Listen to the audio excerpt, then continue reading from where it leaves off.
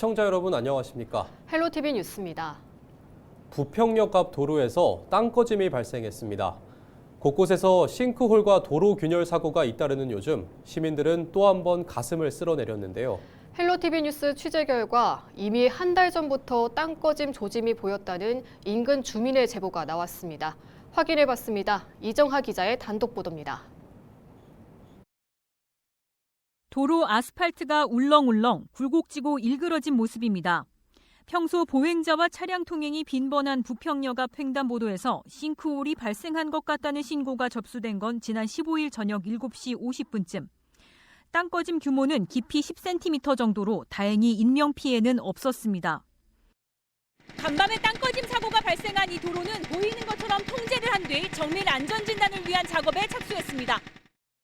정확한 원인은 나오지 않았지만 땅 꺼짐 사고는 인근 지하통로 건설 과정에서 상층부 흙이 얼었다 녹으면서 발생한 것으로 추정됩니다. 다행히 사고 현장 하부에는 상하수도관이 없어 누수로 인한 토사 유실이나 추가 지반 침하 조짐은 보이지 않았습니다. 추정되는 원인은 해링이가 되면서 얼었던 흙이 녹으면서 이제 공급이 생기다 보니까 침하가 좀 생긴 걸로 지금 추정은 되고요. 일단은 추가 침하 가능성 없는 걸로 보이거든요. 그런데 문제가 된 위치에서 이미 한 달 전부터 땅이 내려앉은 듯한 현상이 보였다는 주민 제보가 들어왔습니다. 엄청 꺼진 걸 느껴가지고 제가 한 달 전에 주민들한테 신고를 했었거든요. 한 달 전부터 그러면 계속 이랬던 거예요? 네네. 다니실 때 좀 어땠어요, 길이? 그러니까 어느 날 갑자기 매일 다니는 길이니까 확 느꼈어요, 그거를. 요즘 땅 꺼짐이 여기저기 많이 있으니까 그게 좀 그렇더라고요. 민원이 잇따르자 부평구도 안전 문제를 이유로 빠른 공사를 요청했던 것으로 취재 결과 확인됐습니다. 몇 건 들어온 건 있는데 위험하니까 공사를 더 빨리 제가 해달라고 말씀을 드렸는데 그게 좀 힘들다고 하셔가지고 4월 중순에 하신다고 그렇게 전달을 받았거든요. 오늘 아침에 기사가 났더라고요. 결국 보수공사보다 먼저 사고가 발생한 겁니다. 그러니까 지작물이 많다 보니까 통신이나 전기를 건드리게 되면 전철, 지하상가가 다 서버려요. 그러니까 그 주변은 아무래도 다짐하는데 좀 어려움이 있었겠죠. 부평역에는 앞으로 GTX B노선의 복합 환승센터 건설이 예정된 만큼 더 큰 사고를 막기 위해서 정밀 안전진단을 통한 정확한 원인 파악이 필요합니다. 헬로티비 뉴스 이정하입니다. 부평구가 인천군수구청장 협의회를 통해 인천시의 지역 건설업체 하도급 참여 확대를 위한 제도 개선을 건의했다고 밝혔습니다.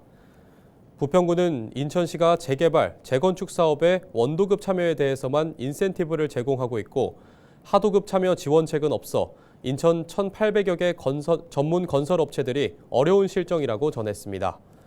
부평구는 인천시 재개발, 재건축 정비 사업이나 도시개발 사업, 주택건설 사업 등 다양한 개발 사업에 지역업체가 하도급에 참여할 경우 용적률 상향 혜택을 받을 수 있도록 인센티브 조항을 신설할 것을 요청했습니다. 부천시가 경기도 기초자치단체 가운데 처음으로 장애인 전형을 통한 임기제 공무원을 채용한 결과 지난해 장애인 공무원 수가 전년보다 11명 증가했습니다. 이에 따라 장애인 고용률이 0.3%포인트 높아졌다고 부천시는 설명했습니다. 부천시는 공개 경쟁 임용 장애인 채용 직렬 확대, 장애인 임용 대기자 희망보직 운영, 임기제 직무 장애 적합성 조사 의무화, 재직장애인 인사고충 상담 등을 확대하고 있습니다.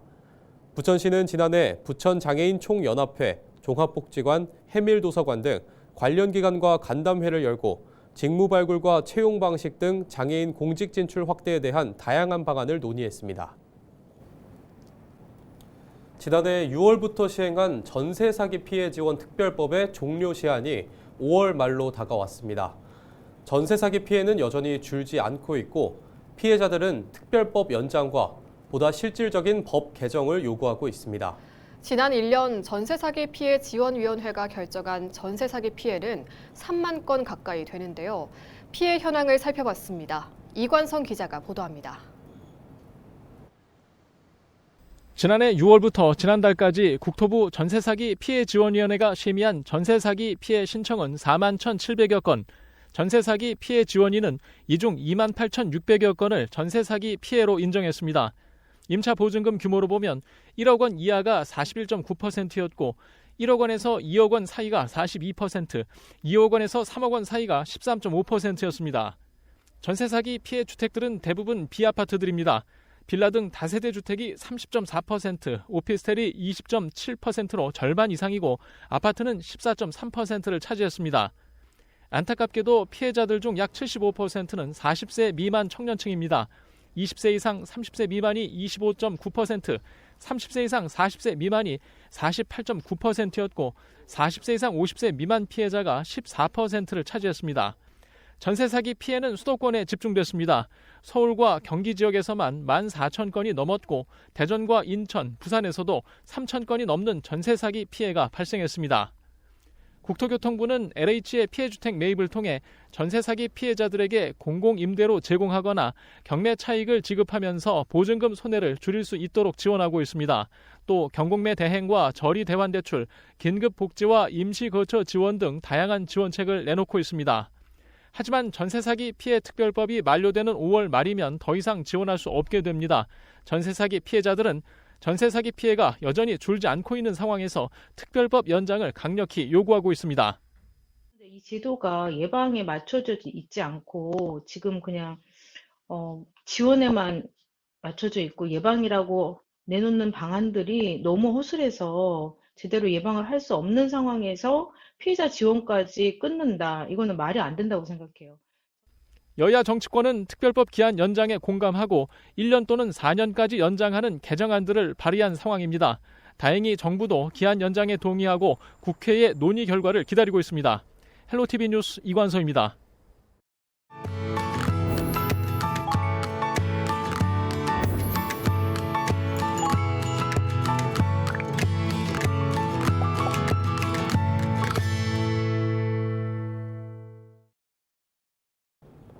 케이블 TV 공동기획 우리 동네 영웅 시간입니다. 전북 전주에는 오래전부터 천사의 마을로 불리는 곳이 있습니다. 바로 노송동인데요. 매년 크리스마스를 즈음해 거액의 성금을 놓고 홀연히 사라지는 얼굴 없는 천사 때문입니다. 벌써 25년째 그의 한결같은 선행은 평범했던 마을 분위기도 바꿔놨습니다. SK브로드밴드 엄상현 기자입니다.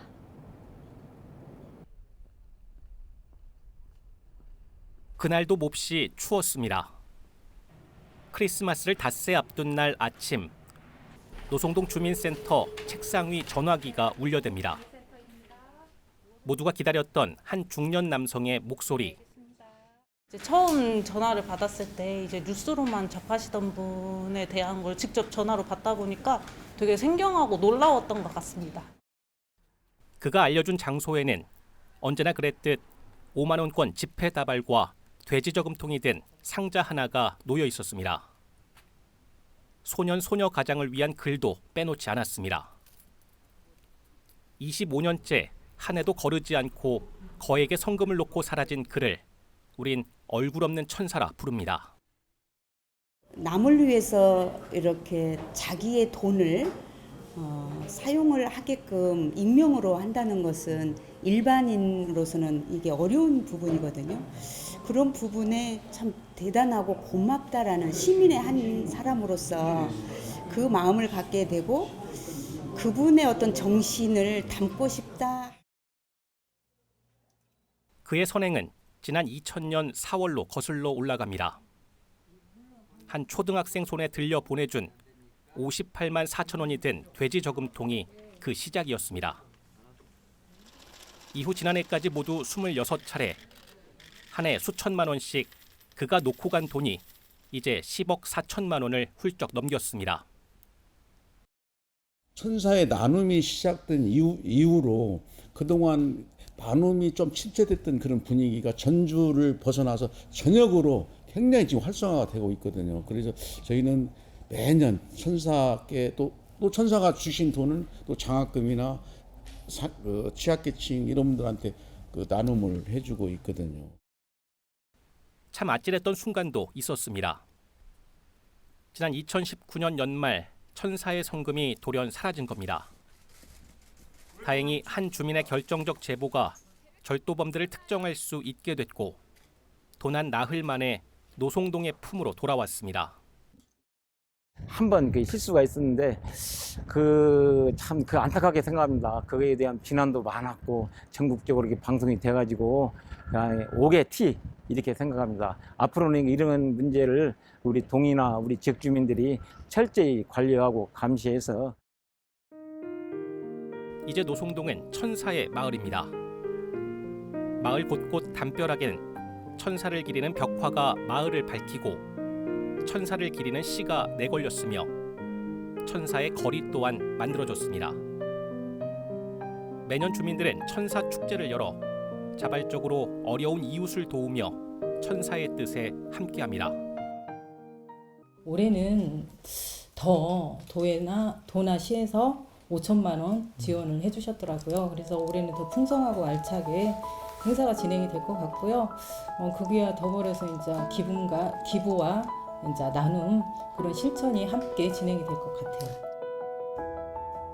무려 25년 동안 이어진 전주 노송동의 얼굴 없는 천사의 선행은 이곳 주민들의 자랑이자 자부심이 되었고 이제는 전주를 넘어 전국에 제2의 제3의 얼굴 없는 천사를 만들어내며 선한 영향력을 뻗쳐나가고 있습니다. BTV 뉴스 엄상현입니다. 지난해 상하수관, 지하보도 등 지하시설물과 연관된 집안 침하 사고가 경기도에서만 30건 가까이 발생한 것으로 나타났습니다.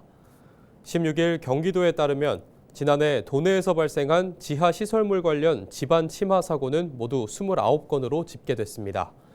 이에 따른 대책의 하나로 경기도는 2020년부터 토목, 지질, 구조 등 지하안전 전문가들로 구성한 경기 지하안전지킴이를 운영 중입니다.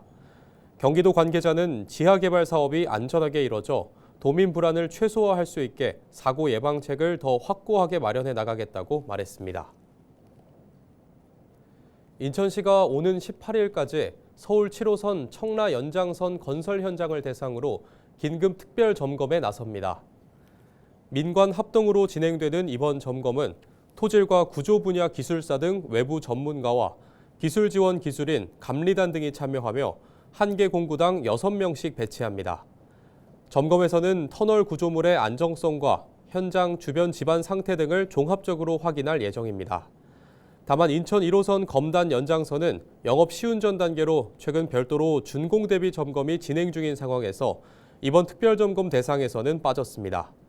이번 점검은 최근 서울 강동구 땅꺼짐과 광명 신안산선 공사장 붕괴 등 다른 지역 도시철도 건설 공사장에서 안전사고가 발생한 데 따른 조치입니다. 경기도가 공영개발로 재추진하는 K컬처밸리 복합개발 사업의 현물 출자 동의안이 지난 15일 경기도의회 본회의를 통과했습니다. 도는 이달 중 K컬처밸리 복합개발 사업 민간 사업자 공모에 나설 방침을 밝히는 등 사업 재개에 속도가 붙을 전망입니다. 16일 도에 따르면 현물 출자는 고양시 일산동구 장항동에 위치한 경기도 K컬처밸리 부지와 공정률 17% 상태의 아레나 구조물을 경기주택도시공사에 출자하고 출자한 재산가액에 해당하는 GH 주식을 취득하는 방식으로 진행됩니다. 이번 임시회 본회의 의결을 통해 기준가격 3,561억 원을 적용한 현물 출자가 확정됐으며 감정평가가 완료되면 최종 출자 규모가 결정될 예정입니다. 추정 감정평가액은 토지와 구조물을 합해 6,400억 원 이상이 될 것으로 예상됩니다. 경기경제자유구역청이 경기경제자유구역 추가 지정 후보지로 의정부와 수원, 파주 등 3곳을 선정했다고 16일 밝혔습니다. 경기경제청은 지난해 12월부터 올해 1월까지 도내 시군을 대상으로 경기경제자유구역 추가 지정 신청 공모를 진행했는데요. 3차에 걸친 심사를 통해 3곳을 최종 후보지로 선정했습니다. 이상으로 뉴스를 마칩니다. 저희는 언제나 지역민 여러분과 함께합니다. 시청해주신 여러분 고맙습니다.